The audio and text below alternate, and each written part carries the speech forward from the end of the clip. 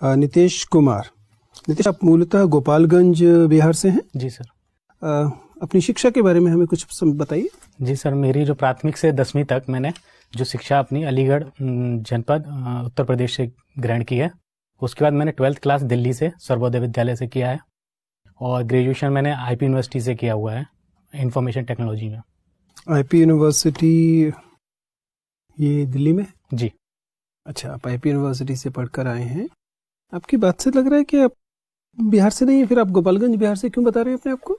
Sir क्या है कि मेरे फादर की जॉब थी, गवर्नमेंट सर्वेंट थे अलीगढ़ में, तो जब वो सर्विस कर रहे थे तो हम लोग यहीं पे एजुकेशन वगैरह ले रहे थे। मतलब बिलोंग हम मूलतः गोपालगंज से करते हैं और मेरी एजुकेशन आपका जो मूल निवास है जी, वो नेटिव प्लेस आपका गोपालगंज है, लेकिन आपके पिता अलीगढ़ में रहते थे। हाँ, वो सर्विस करते थे। ये 2002 तक सर्विस किया है सर, 1974 से 2002।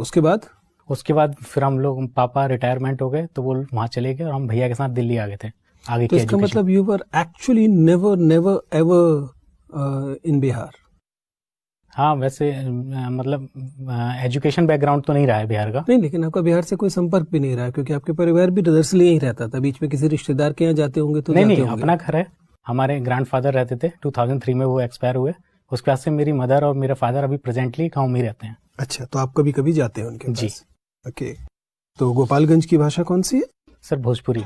ठीक है, तो भोजपुरी में हम लोगों को जरा अपनी शिक्षा के विषय में, अपनी ग्रेजुएशन की जो एजुकेशन है उसके बारे में बताइए। जी, हम गुरु गोविंद सिंह यूनिवर्सिटी से इंफॉर्मेशन टेक्नोलॉजी में बीटेक कैले बानी और हमार प्रारंभिक शिक्षा जौन बा 10वीं क्लास ले उत्तर प्रदेश में अलीगढ़ जिला में भइल बा और हमारी 11वीं और 12वीं परीक्षा जो क्लास बाटे वो हमारा सर्वोदय विद्यालय दिल्ली से ही सरकारी स्कूल से भइल बाटे। अच्छा, एक चीज बताइए, आपने इंफॉर्मेशन टेक्नोलॉजी में किया है? जी सर। तो फिर आप यह परीक्षा देते समय आपने इंजीनियरिंग के किसी भी विषय, उसके आसपास के किसी विषय, फिजिक्स, केमिस्ट्री, मैथ, किसी में परीक्षा ना देके दर्शन जैसे विषय में क्यों दिए? जी सर, एक्चुअली क्या था कि जो मेरी प्रारंभिक शिक्षा थी उसमें हम लोग, जैसे मैं दयानंद सरस्वती शिशु मंदिर से पढ़ा हुआ था, तो थोड़ा संस्कृत से थोड़ा बहुत कनेक्टेड थे। तो ये जो लैंग्वेजेस जो हमारी इंडियन फिलोसफी में यूज होती है, आत्मा, जीव, तो थोड़ा बहुत इसमें थोड़ा अंडरस्टैंडिंग बनती है। तो इस वजह से मेरा इसमें झुकाव आया। बाकी इंजीनियरिंग का कोर सब्जेक्ट तो कंप्यूटर साइंस से कोई था नहीं, तो इस वजह से मैंने फिर आपका ह्यूमैनिटीज में सेलेक्ट किया। इंफॉर्मेशन टेक्नोलॉजी आपका एरिया रहा। क्या प्रोजेक्ट था आपका? प्रोजेक्ट में सर हमने अपना वेब पेज का डिजाइनिंग किया हुआ था। बीटेक में आपने वेब पेज डिजाइन को प्रोजेक्ट उसके लिए जो हमारे जैसे एपीआई वगैरह होते हैं ना, एप्लीकेशन, तो उसके लिए एक मेरा दोस्त था फ्रेंड, तो वो वेब पेजेस यूज करता था, तो उसी में हम उसके साथ कोऑर्डिनेट कर रहे थे। As an engineer I feel like suiciding. You are saying somebody who did graduation BTech took web page design, which is usually a 9th 10th class school project, as a major project in BTech. That doesn't sound working. What was the web page about? क्या था web page? किस बारे में था? Sir actually तो मुझे अभी मतलब याद नहीं आ रहा है वो। आपको अपना प्रोजेक्ट याद नहीं आ रहा है? Must have got 100 marks at least, maybe 250. मुझे मतलब उसमें हमने क्या कि एपीआई, उसमें हमने जैसे डाटाबेस वगैरह कनेक्ट किया था एपीआई यूज करके, तो ऐसे Was it a static or a dynamic web page? Sir static में तो हो गया कि वो मतलब स्टेबल, मतलब चेंज नहीं होंगे। डायनामिक में आप एप्लीकेशंस को ऐड कर सकते हैं। I know what static and dynamic है। मैं पूछ रहा हूँ आपका वेब पेज स्टैटिक था कि डायनामिक था? डायनामिक था sir. Okay, and which APIs you used? एक डाटाबेस वगैरह के लिए यूज किया हुआ था और अभी सब मुझे याद नहीं आ रहा है। आपने सीरियसली बीटेक किया था? जी सर। आप कॉलेज रोज जाते थे? जी सर। ठीक है, अपने पेपर्स के नाम बताइए। सर मेरे पास डाटा मैनेजमेंट सिस्टम था, कंप्यूटर आर्किटेक्चर था, कंप्यूटर नेटवर्क था, मोबाइल कंप्यूटिंग था, माइक्रो प्रोसेसर्स थे और कंप्यूटर ग्राफिक्स था। What are micro processors? Micro processors ये प्रोसेसिंग यूनिट्स होती हैं जो हमने सेमीकंडक्टर बेस्ड बने होते हैं और जो कंप्यूटर में यूज़ करते जाते हैं। ठीक है, कोई बात नहीं। नितेश, मुझे बताइए कि आप एक सिविल सर्वेंट क्यों बनना चाहते हैं? सर सिविल सर्वेंट मेरा ये जो मतलब ऑप्शन था मेन, तो मेरा तो जॉब सेटिस्फेक्शन मेरा ऑप्शन था और मैं थोड़ा सही रेस्पेक्टेड पोस्ट के लिए ही मैं वर्क कर रहा था, क्योंकि मेरा आफ्टर 12th कुछ जो गैप्स थे, ईयर गैप, तीन साल का ईयर गैप रह गया था। तो मेरे जैसे कि उस टाइम हमारे ग्रेजुएशन के टाइम पे फॉर्म्स वगैरह भरे जा रहे थे TCS वगैरह के, तो उसमें हमको इतने 3 साल के गैप पे एलिजिबिलिटी ही नहीं थी फॉर्म भरने की। तो उसके बाद मैंने सोचा कि कुछ अलग भी देखना चाहिए।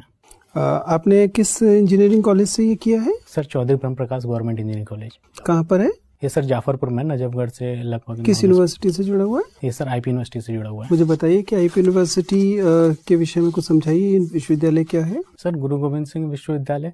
ये मेनली विश्वविद्यालय में, जैसे अगर इंजीनियरिंग की हम बात करें तो स्पेशली कंप्यूटर साइंस और इंफॉर्मेशन टेक्नोलॉजी के लिए स्टेबलाइज हुआ था, और इसका मेनली अधिकतर जो भी एफिलेटेड कॉलेजेस हैं सब में इंफॉर्मेशन टेक्नोलॉजी की ब्रांचेस हैं। मुझे बताइए, गोपालगंज आपका डिस्ट्रिक्ट है, गोपालगंज से लगी हुई अन्य जिले कौन कौन से? सर सारण आता है, और पश्चिमी चंपारण आता है, सिवान आता है। ठीक है। और गोपालगंज की क्या विशेषता है? गोपालगंज से नेपाल भी जुड़ता है? नहीं सर, नहीं जुड़ता है। गोपालगंज की क्या विशेषताएं हैं? सर गोपालगंज में जैसे थावे मंदिर है, जो रिलीजियस प्लेस है, उसकी ज़्यादा महत्ता है। और नियर अबाउट एक हथुआ राज्य है, जो उनके राजा का था, तो उनकी फैमिली अभी भी स्टेबलाइज है, तो उस वजह से राज परिवार के लिए भी जाना जाता है। Sir Nitish ji sir. शंकराचार्य जी कब पैदा हुए थे? सर ये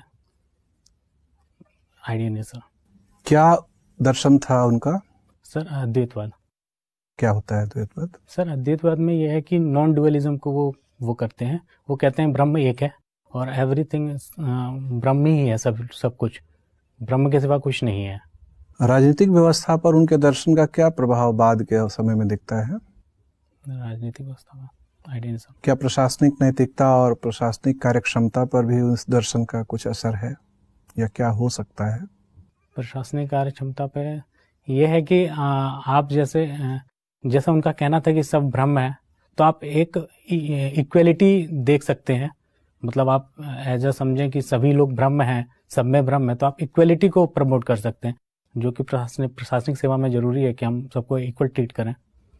ये तो नैतिकता पर असर पड़ा, और कार्यक्षमता पर कैसा असर पड़ेगा? कार्यक्षमता, शंकराचार्य और बुद्ध के दर्शन में मूल अंतर क्या है? सर बुद्ध जी का मानना यह था कि डायनेमिक है एवरीथिंग, बट चेंज होती रहती है, कॉज एंड इफेक्ट का उस पर वो बात करते थे।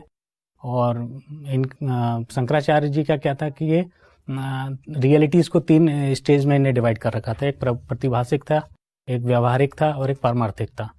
और जो बुद्ध जी थे उनका रियलिटी वो मानते थे कि डायनेमिक है, चेंज होती है, तो वो प्रैक्टिकल लाइफ में जीते थे। और शंकराचार्य जी का था ये 3 स्टेज में इन्हें जो लाइफ है या रियलिटी है उसको शो किया। बुद्ध का दर्शन मानने वाले चीन, जापान, कोरिया आदि आर्थिक रूप से बहुत प्रगति कर चुके हैं।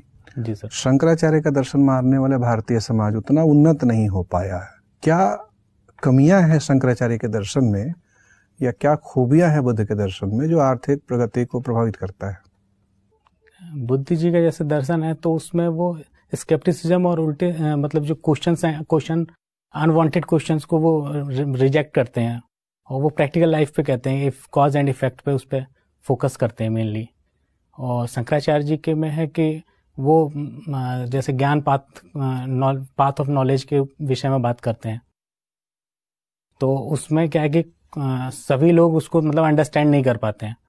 सामाजिक संरचना को ये दोनों दर्शन कैसे प्रभावित करते हैं?